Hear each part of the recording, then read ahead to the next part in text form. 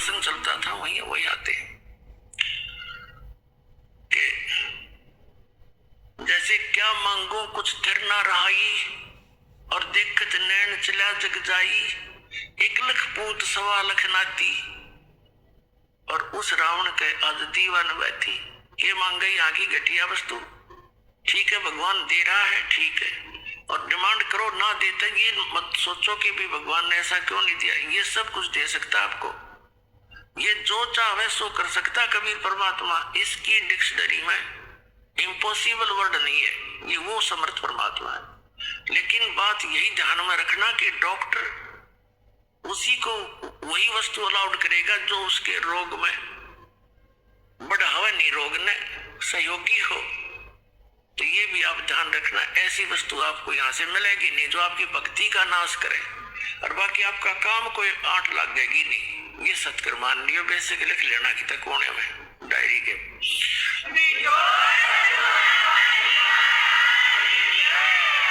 तो क्या बताते हैं कि दुविधा चतुराई, दुविधा दुर्मति चतुराई में जन्म गया नर तोरा रे, और अब भी आन मिलो सत्संग में, और करो गुरु ज्ञान पे गौरा रे, यानी गौर करो इसमें, गड़े ध्यान से विचार करो जो गुरु जी ज्ञान बताते हैं। फिर बताते हैं कि शरण पड़े को गुरु संभाले, जान के बालक भोला रे, और कहे कबीर तुम चरण चित रखो, ज्यों सुई में डोरा रे। जैसे सुई में धागा डाल देते हैं और नीचे गांठ लगा देते हैं, धागा उस सुई के लटकता रहता है, उसके ऐसे चिपटा रहता है, उससे दूर नहीं हो सकता, उसको साथ साथ ले जाएंगे, साथ लटकता धागा। कहते हैं शरण पड़े को गुरु संभाले, जान के बालक भोला रे। पुणात्माओं जैसे जितने भी दास ने बहुत इतिहास दिखाए नकली ऋषि में, ऋषियों के संतों के, सभी का विधान है कि जो कर्म में भाग में लिखा है वो तो आपने भोगना ही पड़ेगा। भाग्य में जो लिखा है उसको प्रारब्ध कहते हैं, प्रारब्ध। अब प्रारब्ध में हमने जो दुख भोगने पड़ेंगे, फिर भक्ति की आवश्यकता क्या है? कौन करेगा भक्ति? 1-2 चोटी सी लाग जाओ, आदमी फूक देगा ठाके सारी मूर्तियां नरुन फोटुआ ने, तो कैसे भक्ति कर सकता है? दिल टूट जाता प्राणी का। भक्ति करने की उत्साह तभी बनता है जब आदमी आने वाली आपदा का पता लग जाता है कि ऐसा होना था, और फिर एकदम परमात्मा उस बला को टाल देगा आपकी, और आपको महसूस भी होगा सचमुच आज शरण में ना होते थे, बिजली गिर गई थी, तो फिर दूनी रुचि बनेगी भक्ति में।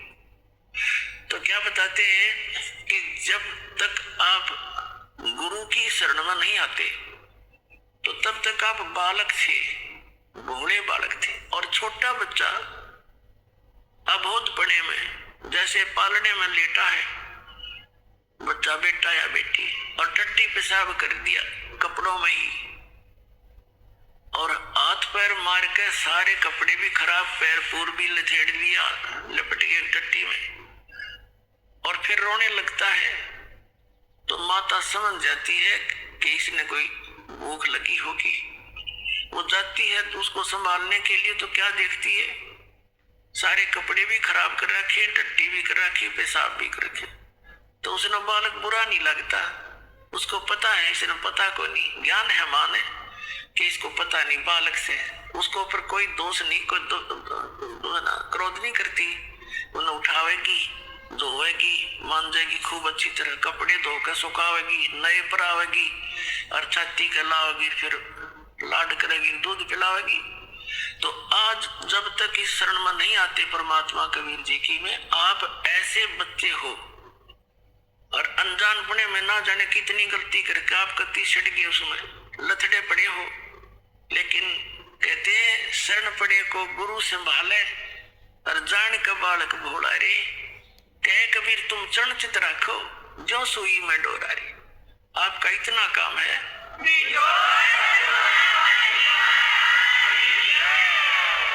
आपके जो प्रारब्ध में जो पहले के जितने भी पाप थे वो आपके साथ लपेट के भेज रखे काल में, और जिसे पुण्य थे वो भी अंदर डाल दिए, तो आपके दोनों मिलाकर मिश्रण कर रखा है। तो अब परमात्मा आपके उन पापों को धोएगा सारा ने, और फिर आपको सोच कर लेगा, और सोच करके फिर सीने का लगाओगा और सतलोक में ले जाकर दूध पियाओगा, यानी वहां सदा सुखी कर देगा आपको।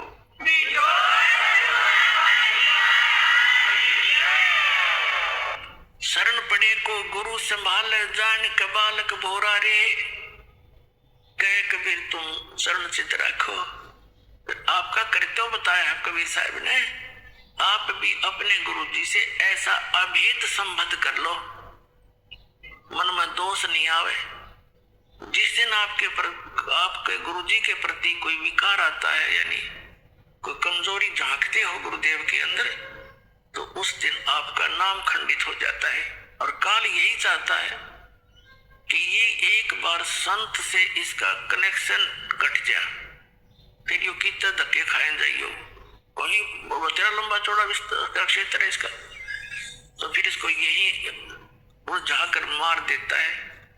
तो परमात्मा कहते हैं द्वार धनी के पड़ा रहे, धक्के धनी के खावे, 100 काल जगजोल ही पर द्वार छोड़ नहीं जावे। एक ये फाइनल फार्मूला इस भक्ति मार्ग में। इस परमात्मा कबीर जी के धनी के द्वार पर पड़ा रहे और इसी के धक्के खावे।